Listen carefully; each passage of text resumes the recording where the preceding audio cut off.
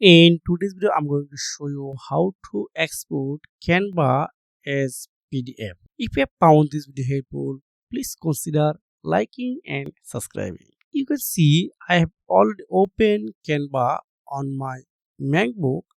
I can choose any of design for my purpose. It's not matter.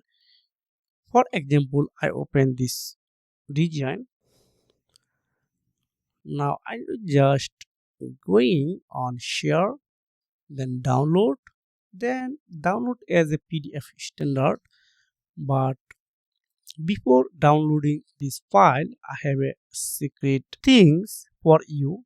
You can see here the lots of option: compress PDF, pattern PDF, include notes, match reading order to layers, password protection. Here is the most important: password protection, and many of them people use this option. If you set a password, nobody can open this file without you and without your password, but I don't need right now. I skip this option, then click on download.